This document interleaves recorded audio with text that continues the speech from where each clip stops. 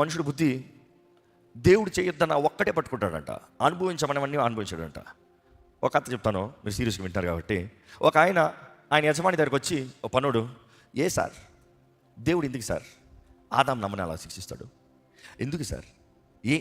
అది వద్దంటే చేసేసింది అవ్వ పిచ్చిది, దేవుడు చేసిన కార్యం కూడా పిచ్చిది, ఏంటి ఇది జరుగుతుంది అంటే ఆయన అన్నట్టు కొంచెం ఊరికరా నేను చెప్తాను పాఠం అని అనుకుని ఆయన, అయ్యా నేను ఊరికి వెళ్తున్నాను, నేను వచ్చే వరకు ఈ తలుపు తెరవద్దు అన్నాడంట.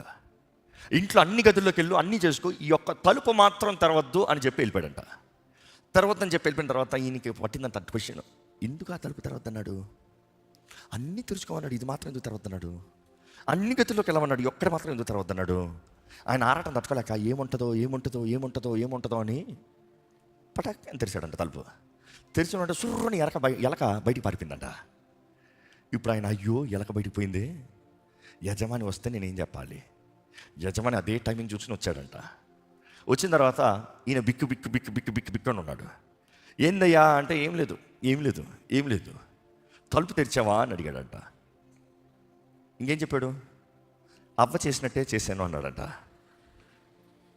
అంటే మనుషుడు స్వభావం చూడండి, ఇతరులు నేరం అవుతాం. ఎందుకు అవ్వాలంటే పిచ్చి పని చేసింది, మరి నువ్వేం చేస్తున్నావు? ఆదాం ఎందుకు అలాంటి పిచ్చి పని చేశాడు, మరి నువ్వేం చేస్తున్నావు? Is we are ready to blame others. వారు సెల్ఫ్ కంట్రోల్ లేదు, వీళ్ళకి సెల్ఫ్ కంట్రోల్ లేదు, వారు నోరు అదుపులో లేదు, వీరి జీవితం అదుపులో లేదు. నీకుందా?